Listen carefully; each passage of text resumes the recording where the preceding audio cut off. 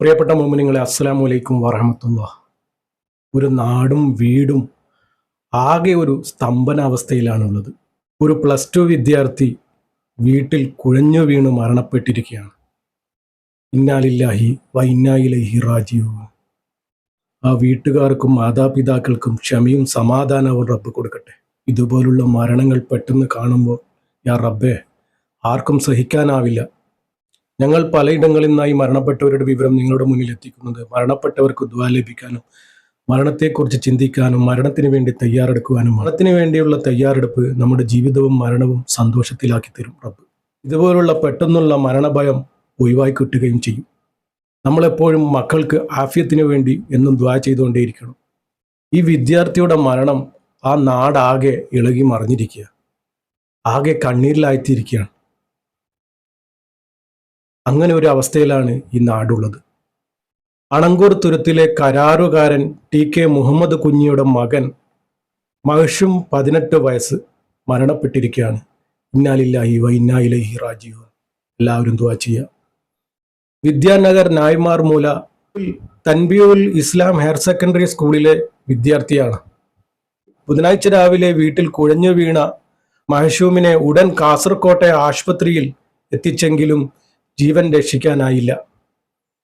അല്ലാഹ്, ചെറുപ്പക്കാരൊക്കെ ഇങ്ങനെ പെട്ടെന്ന് പോവാന്ന് വെച്ചാൽ പഠിച്ച റബ്ബേ, നമ്മുടെ മക്കൾക്കൊക്കെ ആഫിയത്ത് കൊടുക്കണ റബ്ബേ, ആമീൻ.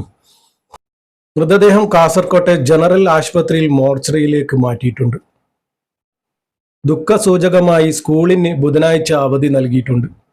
വിദ്യാർത്ഥിയുടെ വിയോഗം ഉറ്റവരെയും സഹപാഠികളെയും നാട്ടുകാരെയും കണ്ണീരിലാഴ്ത്തി. ഒരു നാട് മൊത്തം ഇപ്പോൾ കണ്ണീരില്ല. അവരുടെ മാതാപിതാക്കൾക്ക് ക്ഷമയും സമാധാനവും സഹനശക്തിയും റബ്ബ് കൊടുക്കട്ടെ, ആമീൻ. എല്ലാവരും ദുആ ചെയ്യണം. പടച്ച റബ്ബ് ഇതുപോലുള്ള പെട്ടെന്നുള്ള മരണത്തെ തൊട്ട് പടച്ച റബ്ബ് നമ്മെ എല്ലാവരെയും കാക്കട്ടെ. ഒഴിഞ്ഞു വീണ് മരണപ്പെടുക എന്ന് പറയുന്നത് ഒരുപാട് ഇപ്പോൾ ചെറുപ്പക്കാർ ഇതുപോലെ മരണപ്പെടുകയാണ്. നിന്ന നിൽപ്പിൽ മരണപ്പെടുക, ഇരുന്ന ഇരിപ്പിൽ മരണപ്പെടുക, ഉറക്കത്തിൽ മരണപ്പെടുക. ഇതുപോലുള്ള മരണങ്ങളിൽ നിന്നൊക്കെ നമ്മെ റബ്ബ് കാക്കട്ടെ, ആമീൻ.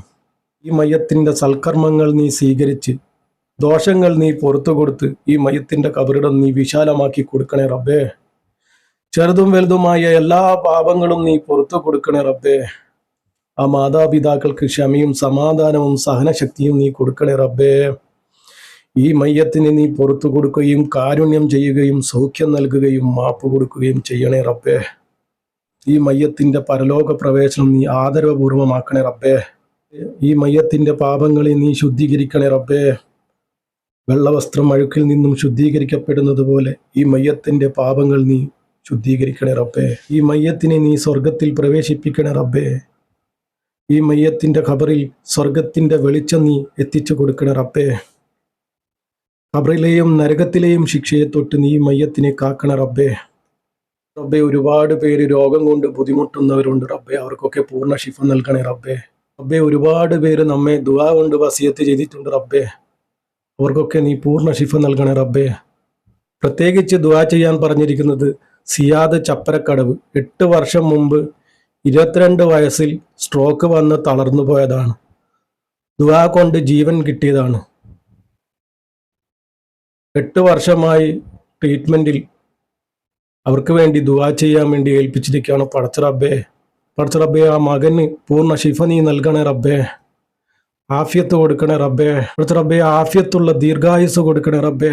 എത്രയും പെട്ടെന്ന് പൂർണ്ണ ശിഫ നൽകണേ റബ്ബേ. ഈ പാപിയായ ഞങ്ങളുടെ പ്രാർത്ഥന നീ സ്വീകരിക്കണേ റബ്ബേ. പടച്ച റബ്ബേ, ഈ മകന് പൂർണ്ണ ശിഫ നീ നൽകണേ റബ്ബേ. അർഹമുറാഹിമായ റബ്ബേ, നിന്നോടല്ലാതെ മറ്റാരോടാണ് ഞങ്ങൾ ഇരക്കുക റബ്ബേ. ഞങ്ങളുടെ ഈ പാപിയായ ഞങ്ങളുടെ ദുആ നീ സ്വീകരിക്കണേ റബ്ബേ. സിയാദ് എന്ന് പറയുന്ന ആ മകന്റെ രോഗം നീ പൂർണ്ണമായും ശിഫയാക്കി കൊടുക്കണേ റബ്ബേ. എല്ലാവരും ആ മകന്, സിയാദ് എന്ന് പറയുന്ന ആ മകന് വേണ്ടി ഒരു യാസീൻ ഓതി ആ മകന് ശിഫ നൽകാൻ നിങ്ങൾ എല്ലാവരും ദുആ ചെയ്യണം.